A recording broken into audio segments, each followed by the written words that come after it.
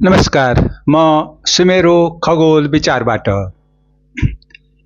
नागरिकले दिनदिनै जनताले दिनदिनै सरकारलाई कर तिरिरहेका छन्। सरकारले पनि दिनदिनै जनताहरूलाई सुविधा दिनको लागि भनेर विभिन्न अफिसहरू खोलेर बसिरहेका छन्। तर जनताले अथवा नागरिकले समयमा आफ्नो दायित्व पूरा गरेन भने, कर तिरेन भने, तोकिएको समयमा दिएन भने उसलाई जरिवाना तिर्नुपर्छ, अनेक सजाय पनि हुन सक्छ। तर सरकारले दायित्व पूरा गर्नुपर्ने दायित्व नागरिकलाई भनेको बेलामा बिजुली दिने, भनेको बेलामा खानेपानी दिने, भनेको बेलामा अन्य सुविधाहरू सबै नियमसम्मत दिने, गरेन भने, रोक्यो भने, दिन सकेन भने त्यसको दायित्व सरकारले कसरी लिन्छ? के सरकारले दायित्व पूरा गर्नु पर्दैन? यसै विषयमा मैले आज सानो विचार प्रस्तुत गर्ने अनुमति चाहन्छु। अधिकार र दायित्वको सन्तुलन कहाँ छ? नागरिकले हरेक वर्ष सवारी कर, सडक कर, इन्धनमा लाग्ने कर, आयकर र अनेकौं शुल्क तिर्छ। कर तिर्नु नागरिकको दायित्व हो, तर त्यसको बदलामा सुरक्षित, गुणस्तरीय र व्यवस्थित सडक उपलब्ध गराउनु राज्यको कर्तव्य हो।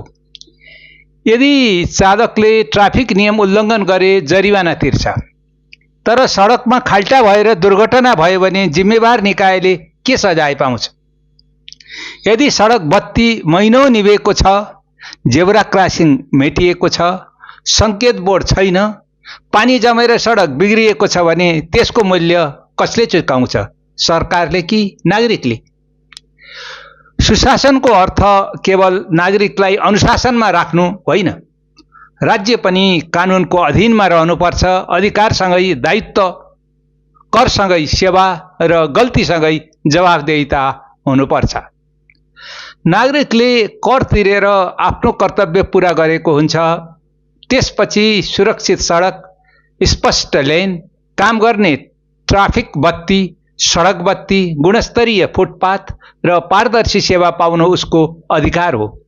यदि राज्यका निकायले यी दायित्व पूरा गर्दैनन् भने उनीहरू पनि कानुनी रूपमा उत्तरदायी हुनुपर्ने व्यवस्था नै वास्तविक सुशासनको आधार हो। यसैले जरिवाना केवल नागरिकका लागि होइन, लापरवाही गर्ने सरकारी निकायका लागि पनि प्रभावकारी रूपमा लागू हुनुपर्छ।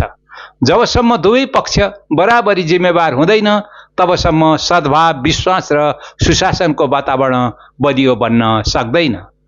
कर तिर्ने नागरिकलाई दण्ड होइन, गुणस्तरीय सेवा चाहिन्छ।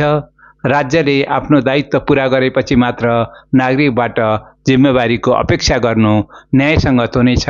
अहिलेलाई यति। धन्यवाद।